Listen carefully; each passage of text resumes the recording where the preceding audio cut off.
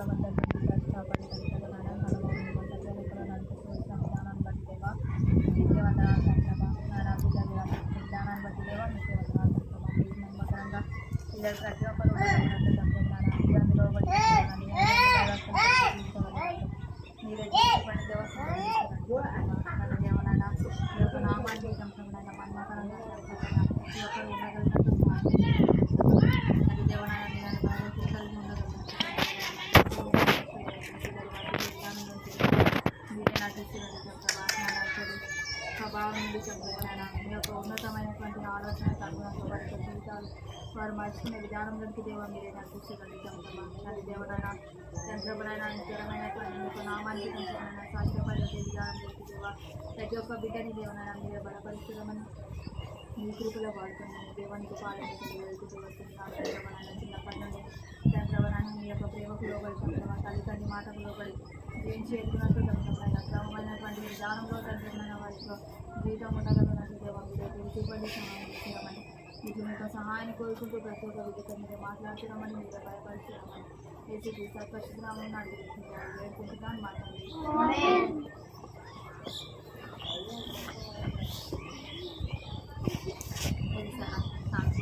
కూర్చొనేవాడు కదా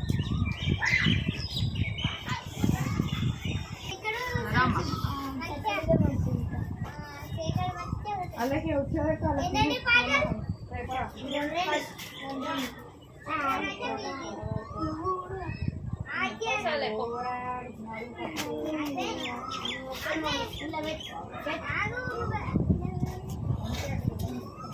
లేవండ్రా లేవండ్రా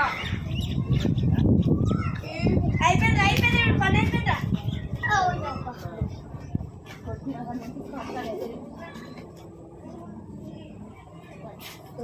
పాడేడం యేసు ప్రభువుకు సమస్తమిచ్చిన సృష్టికర్తకు పాడేడం యేసు ప్రభువుకు సమస్తమిచ్చిన సృష్టికర్తకు మరణము జయించిన యేసు ప్రభువును ఆరాధించి పూజింతును రారాజును యేసు ప్రభువుకు సమస్తమిచ్చిన సృష్టికర్తకు చూడనే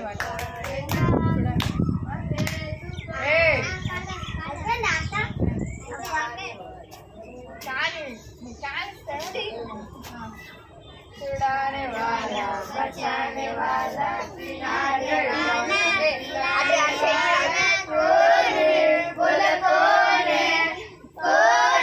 बोल कौन है ये वो छुड़ाने वाला ये वो बचाने वाला ये वो खिलाने वाला ये वो पिलाने वाला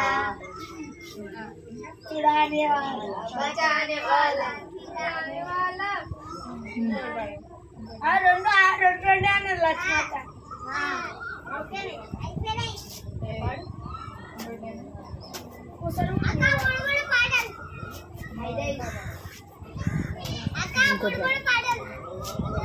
చక్కని బాబు నీవైనా చక్కని బాబు నీవైనా యేసయ్య కోరే చక్కని మనసు నీకుందా అని పాపము చేత పవిత్రమై నీలో ఉందా అది పాపము లేక పవిత్రమై నీలో ఉందా దీన మనసునే కోరాడు దీనుల పెంటే ఉంటాడు దీన మనసునే కోరాడు దీనుల చెంటే ఉంటాడు గరిష్టమైన తన హస్తముతో తగిన వేద హెచ్చిస్తాడు గరిష్టమైన తన హస్తముతో తగిన వేద హెచ్చిస్తాడు చక్కని పాపవు నీవైనా చక్కని బాబు నీవైనా యేసయ్య కోరే చక్కని బాసు నీకుందా అది పాపము లేక పవిత్రమై నీలో ఉందా అది పాపము లేక పవిత్ర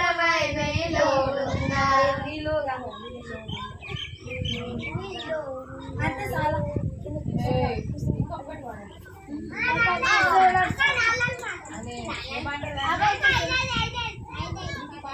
అదేదో పాట చూడన్నా ఏం పాటది ఏమో చూస్తున్న ప్రతి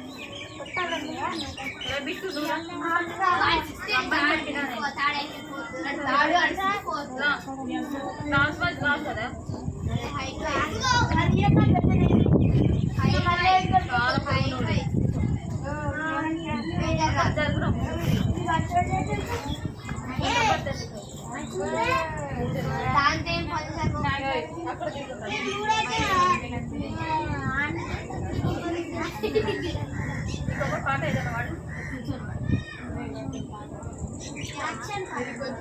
పాట వాడు యాక్షన్ కాదు యాక్షన్ మాట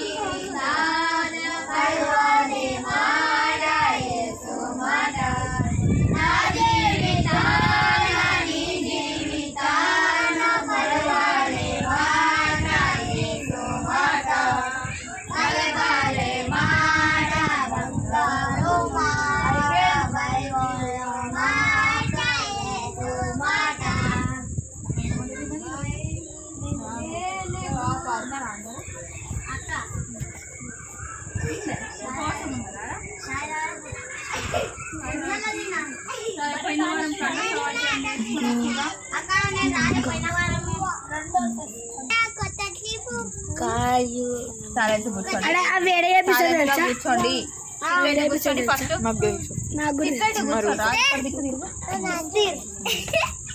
ఫస్ట్ మనము సృష్టి గురించి చెప్పుకున్నాం కదా.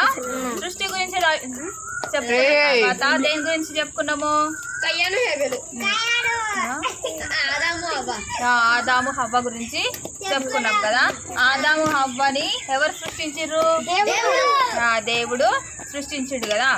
దేవుడు ఆదాము హవ్వని సృష్టించిన తర్వాత ఆదాముకి హవ్వకి పుట్టినటువంటి కుమారులు కయ్యీను హేబేలు.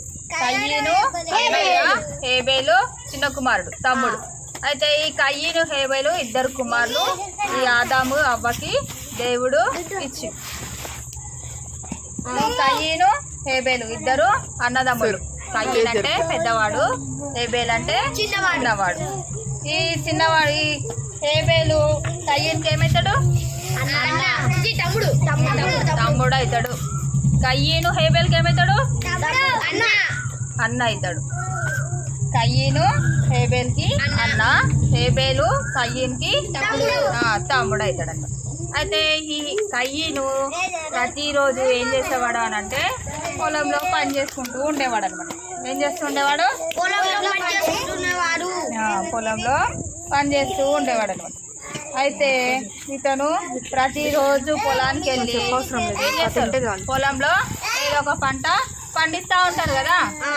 అదే విధంగా ఈ కయ్యను కూడా కొన్ని కూరగాయల్ని లేదంటే పళ్ళని అన్నీ కూడా పండిస్తూ ఉండేవాడు అనమాట. పొలాన్ని సేద్యం చేసి పొలాన్ని మంచిగా దున్ని చక్కబరిచి ఇతను ఈ కయ్యను పొలంలో పంట వేసేవాడు అనమాట. పొలాన్ని సేద్యపరిచి పొలం పంట పండించేవాడు. ఈ హేబేలు ఏం చేసేవాడు అనంటే గొర్రెలని బంధించి కాల్చుకొని తినేవాడు. గొర్రెల్ని కాల్చుకొని అంటాం కదా, గొర్రెల్ని చంపి తినేవాడు. గొర్రెల్ని మేపేవాడు రా, చంపి తింటావేంద్రా?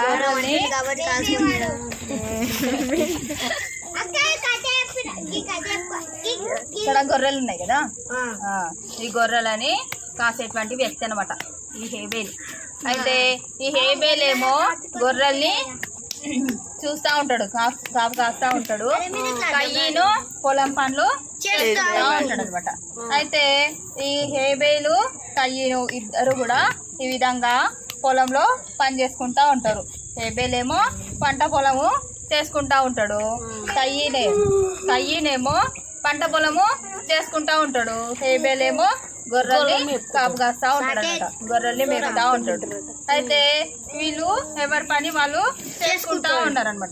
ఒకరోజు ఈ కయ్యను హేబేలు ఇద్దరు కూడా దేవునికి బలి అర్పించాలని అనుకుంటారు అనమాట. ఫస్ట్ హేబేలు గొర్రెను అర్పిస్తారు. కయ్యను పెద్దవాడు కదా. అయితే ఈ కయ్యను తన పొలంలో ఉన్నటువంటి పంటను కొంత తీసుకొని వచ్చి దేవునికి అర్పించాలని తీసుకొని వస్తాడు అనమాట కయ్యను. ఈ హేబేలు ఏం చేస్తాడు? తన గొర్రెను చాలా గొర్రెలు ఉంటాయి కదా, దాంట్లో మంచిది శ్రేష్టమైంది అంటే కుంటిది గుడ్డిది గూనిది కాకుండా మంచిది అంటే మంచిగా బలిష్టంగా ఉన్నది తీసుకొని వస్తాడనమాట. మంచి గొర్రెని తీసుకొని వచ్చి దేవునికి అర్పణగా అర్పిస్తాడు. ఇంకా ఈ హేబేలు అర్పించినప్పుడు ఇతను విర్రవీగే స్వభావంతో కాకుండా దేవునికి లోబడి దేవునికి విధేయుడై దేవునికి భయభక్తులు కలిగి ఉండి ప్రార్థన చేసుకుంటూ దేవునికి బలి అర్పిస్తాడు అనమాట. ఎవరు? హేబేలు. ఇంకా ఈ కయ్యను అతను దేవునికి లోబడి అంతగా ప్రార్థన చేసి ఇంకా దేవునికి విధేయుడయి ఈ హేబేలు బలి అర్పిస్తూ ఉన్నప్పుడు ఇతని బలిని దేవుడు అంగీకరిస్తాడు. ఇంకా ఈ కయ్యను తన పొలంలో పండించినటువంటి పంటను తీసుకొని వచ్చి అర్పిస్తాడు కదా, ఇతను కూడా బలిని అర్పిస్తాడు కదా. ఇతని బలిని దేవుడు అంగీకరించాడు. ఇతని బలిని దేవుడు అంగీకరించకపోయేసరికి ఈ కయ్యన్కి హేబేల్ మీద చాలా కోపం వస్తుంది. ఇప్పుడు మీ ఇంట్లో మీ మమ్మీ డాడీ మీ అక్కని బాగా చేసి మిమ్మల్ని ఊరికే తిడతా ఉన్నారు అనుకోండి, అరే విద్వేషాలు వెయ్యకరా మంచిగా ఉండరా ఊరికి అరవకరా అని అంటా ఉన్నారనుకోండి. అప్పుడు ఏం చేస్తావు? మీకు బాగా కోపం వస్తుంది కదా అక్క పైన, వస్తుందా రాదా? అదే విధంగా ఇతనికి కూడా ఈ కయ్యన్కి హేబేల్ పైన చాలా కోపము వస్తూ ఉంటుంది. ఫస్ట్ ఈ విధంగా తీసుకొని వస్తాడు అనమాట బలి అర్పించడానికి. ఒక్కొక్కరు ఒక్కొక్కటి ఉప్పగా వేర్చి దాన్ని బలి అర్పించడానికి ఇతను గొర్రె పిల్లని తీసుకొని వస్తాడు. ఇతనేమో తన పంటలో పండించినటువంటిది తీసుకొని వస్తాడు. ఆ విధంగా తీసుకొని వచ్చిన తర్వాత ఈ విధంగా దేవునికి బలి అర్పిస్తూ ఉంటారు అనమాట ఇద్దరు. ఇక్కడ హేబేల్ అర్పిస్తాడు, ఇక్కడ కయ్యను అర్పిస్తూ ఉంటాడు అనమాట. కనిపిస్తుందా అందరికి? అయితే ఇద్దరు అర్పిస్తూ ఉన్నప్పుడు ఈ హేబేలు అర్పణని దేవుని అంగీకరిస్తాడు, కయ్యను అర్పణని దేవుడు అంగీకరించాడు. అయితే ఇంకా అంగీకరించకపోయేసరికి ఈ కయ్యన్కి హేబేల్ పైన చాలా కోపం వస్తుంది. ఎవరిపైన? హేబేల్ పైన కయ్యన్కి చాలా కోపం వస్తుంది. కోపం వచ్చేసరికి ఒకరోజు అతను ఏం చేస్తాడు అని అంటే చంపడానికి ప్రయత్నిస్తాడు. ఎవరు?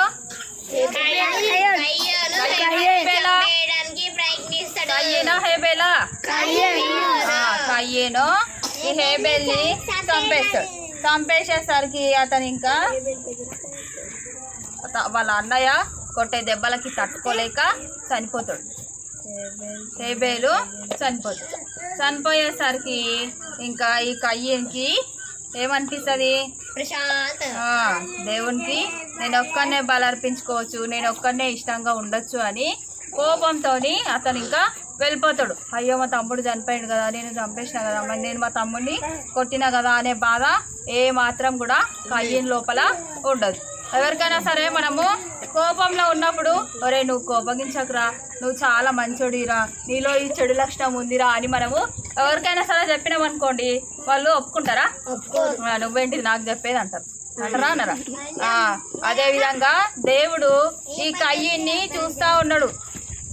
హేబేల్ని తిడుతూ ఉన్నప్పుడు, హేబేల్ మీద అసహించుకున్నప్పుడు, హేబేల్ని కోపగించుకుంటున్న ప్రతి సమయంలో కూడా ఎవరు చూస్తున్నారు? ఏసయ్య చూస్తూ ఉన్నాడు. ఏసయ్య చూస్తూ ఉన్నాడు, హేబేలు కయ్యను నువ్వు చేస్తున్నది చాలా తప్పు, నువ్వు ఆ విధంగా మీ తమ్ముడి వైపు చూడొద్దు అని ఎవరు చెప్తారు? ఏసయ్య కయ్యన్కి చెప్తా ఉన్నాడు.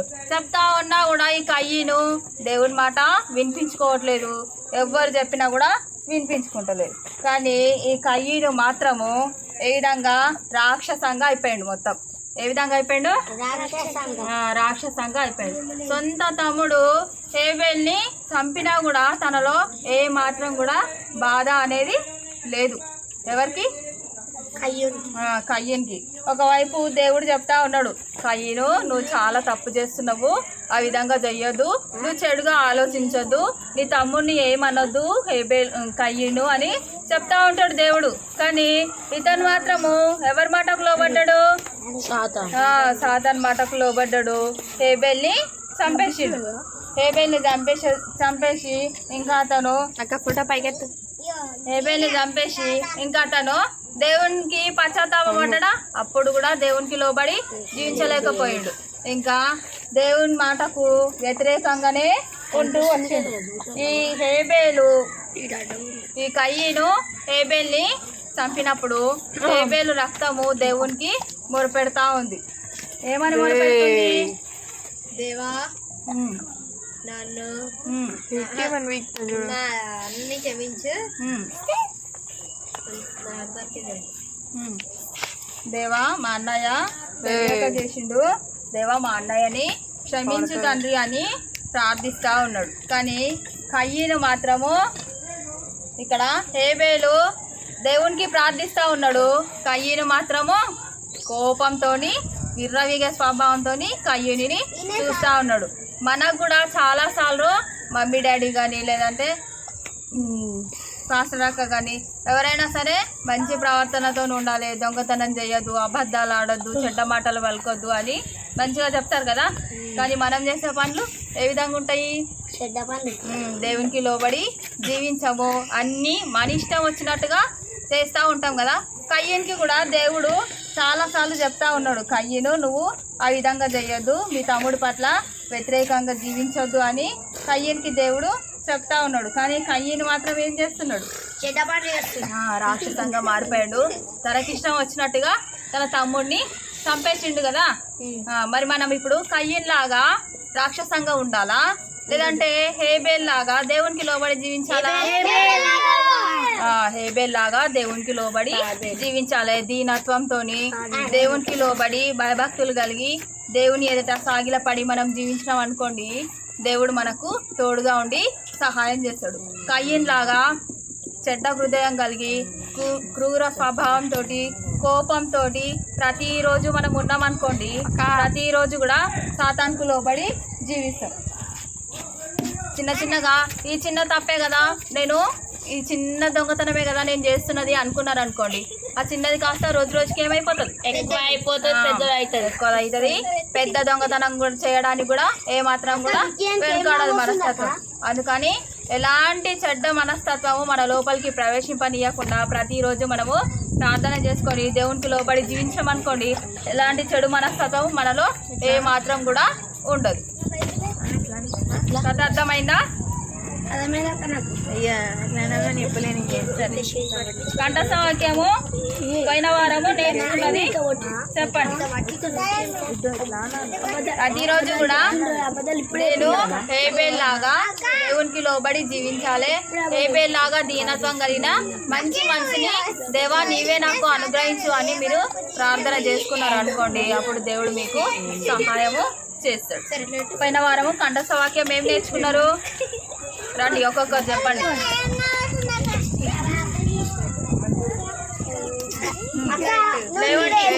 పోయిన వారం కంఠస్థ వాక్యం ఏం నేర్చుకున్నారో చెప్పండి.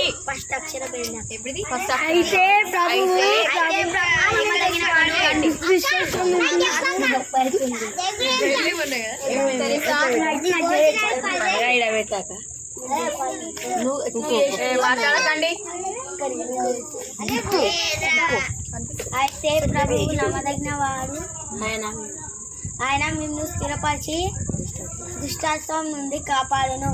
2 తెస్సలోనిక 3:3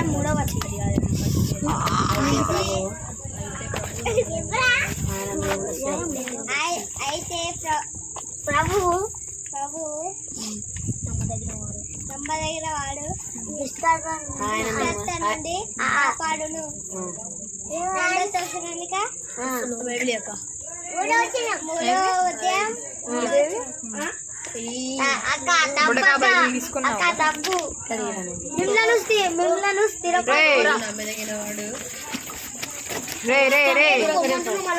3:3 బైబిల్ తీసుకొని పోయేసాను.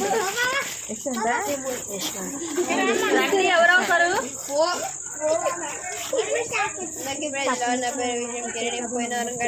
చెప్తున్నాను. అయితే మిమ్మల్ని అయితే ప్రభువు నమ్మదగిన వాడు, ఆయన మిమ్మల్ని స్థిరపరచి దుష్టత్వం నుండి కాపాడు. 1 తెస్సలోనిక 3:3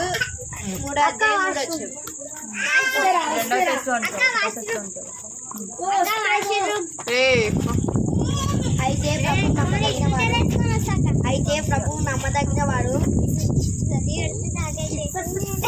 స్థిరపరిచి ఆయన మిమ్మల్ని స్థిరపరిచి దుష్టత్వం నుంచి కాపాడును. 2 తెస్సలోనిక 3:3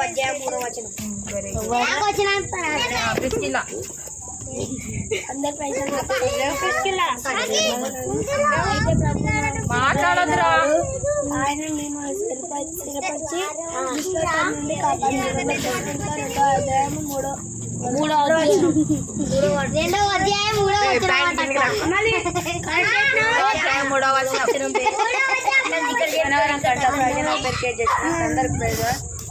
అయితే ప్రభు నమ్మదగిన వాడు, ఆయన మిమ్మల్ని స్థిరపరిచి దుష్టత్వం నుండి కాపాడును. 2 తెస్సలోనిక 3:3 బాటిల్ పడుతుంది.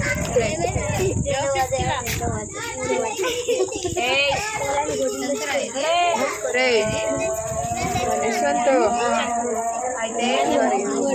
అయితే అయితే ప్రభు నమ్మదగిన వాడు, ఆయన మిమ్మల్ని స్థిరపరిచి దుష్టత్వం నుండి కాపాడును.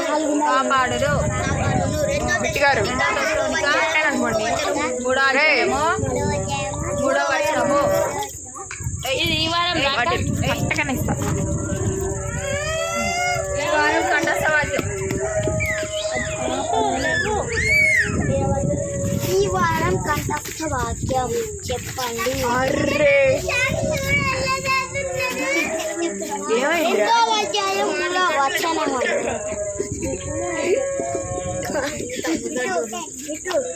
రెండవ అధ్యాయంలో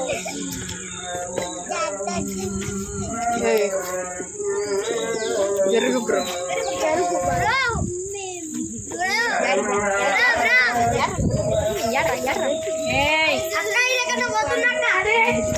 నన్ను గద్దింపకము, ఉగ్రతతో నన్ను శిక్షింపకము. యెహోవా నీ కోపం చేత నన్ను గద్దింపకము. యెహోవా నీ కోపం చేత నన్ను గద్దింపకము. నీ ఉగ్రతతో చెప్పు, ముందు కూర్చున్నావు. నీ ఉగ్రతతో నన్ను శిక్షింపకము. యెహోవా నీ కోపం చేత నన్ను గద్దింపకము. నీ ఉగ్రతతో నన్ను శిక్షింపకము. యెహోవా నీ కోపం చేత నన్ను గద్దింపకము. నీ ఉగ్రతతో నన్ను శిక్షింపకము. కీర్తనలు 6వ అధ్యాయము 1వ వచనము. కీర్తనలు 6వ అధ్యాయము 1వ వచనము. యెహోవా నీ కోపం చేత నన్ను గద్దింపకము. నీ ఉగ్రతతో నన్ను శిక్షింపకము. ఈ కంఠస్థాక్యం వచ్చే వారము నేర్చుకొని రండి, సరేనా? కీర్తనలు ఎంత? తర్వాత 6వ అధ్యాయం 1వ వచనం. 6 కీర్తన 6వ అధ్యాయము 1వ వచనము అని చెప్పాలి. 1, 2. సరే, ప్రార్థన చేసుకుందాం. కళ్ళు మూసుకోండి. 1వ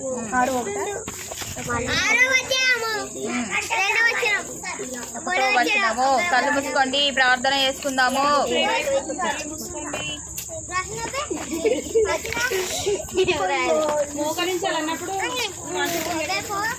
అక్క 1 2 3 లెక్క పెట్టలో 1 2 3 అక్కడ మూసుకుంటాం.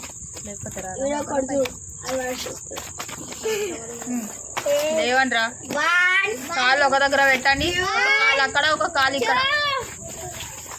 కాళ్ళు ఒక దగ్గర పెట్టి, కాళ్ళు ఒక దగ్గర పెట్టి. నా బైబిల్ రా. సరే, కళ్ళు మూసుకోండి, ప్రార్థన చేసుకుందాం. ప్రేమ కృప కలిగినటువంటి తండ్రి, నాయన మహాగణ మౌనతోడు దేవా, నీకే వందనాలు స్తోత్రాలు చెల్లిస్తూ వస్తుంటున్నాం ప్రభా. నాయన పిల్లల ఎడల తోడుగా ఉండితాం ప్రభా. నడిపిస్తూ వచ్చిన తరుణాన్ని బట్టి నీకే వందనాలు స్తోత్రాలు చెల్లిస్తూ వస్తుంటున్నాం ప్రభా. నాయన కయ్యని హేబేల్ని తంప్రభ నాయన మా మధ్యకు తంప్రభనైనా తీసుకువచ్చారు దేవా తండ్రి. నీకే వందనాలు తంప్రభ తండ్రి దేవనాయన. కయ్యూను వలె తంప్రభనైనా క్రూరత్వమైనటువంటి మనస్తత్వంతో మేము ఉండకుండా తంప్రభనైనా తండ్రి దేవనైనా. హేబేలు వలె తంప్రభనైనా దీన మనసుతో తగ్గించుకొని తంప్రభనైనా మీరే తంప్రభనైనా లోబడి జీవించే జీవితాన్ని తండ్రి మీరే తంప్రభనైనా మాకు తోడుగా ఉండి నేర్పిస్తురమ్మని దేవా నీకు పాదంలో చెంత వేడుకుంటూ వస్తుంటున్నాను తంప్రభనైనా. ప్రతి ఒక్క బిడ్డతో దేవా మీరే మాట్లాడుతూ రండి దేవనైనా, మీరే బలపరుస్తురండి తంప్రభనైనా. హేబేలు వలె తంప్రభనైనా తండ్రి దేవనైనా ప్రతి ఒక్కరు తాను తగ్గించుకొని తంప్రభనైనా నీ ఘనమైన నామాన్ని హెచ్చించే విధానంలోనికి దేవనైనా పిల్లల్ని బలపరచమని ప్రభనైనా నీకు ఘనమైన నామానికి ప్రభనైనా సాగిలపడి జీవించగలిగినట్లు దేవా ఒక చూపించండి దేవా నడిపిస్తురండి ప్రభా అని దేవనైనా మీ యొక్క నామానికి ప్రభనైనా హేయకరమైన పనులు చేయకుండా ప్రభనైనా తండ్రి దేవనైనా గొప్ప కార్యములు చేసే విధానంలోనికి దేవనైనా పిల్లల్ని నడిపించండి ప్రభా తండ్రి దేవనైనా చిన్నప్పటి నుండి ప్రభనైనా నీ అందు భయభక్తులు కలిగి జీవించగలిగినట్లు మీరే కృప చూపండి సహాయం చేస్తురామని తండ్రి నీ యొక్క పాదంలో చెంత వేడుకుంటూ వస్తుంటున్నాను ప్రభా తండ్రి దేవనైనా యొక్క చదువు విషయంలోనూ ఆరోగ్యం విషయంలోనూ తండ్రి నీకు దైవిక ప్రేమకు లోబడి జీవించే విధానంలోనూ తండ్రి ప్రతి అవసరత యందు దేవనైనా కుటుంబం విషయంలోనూ తండ్రి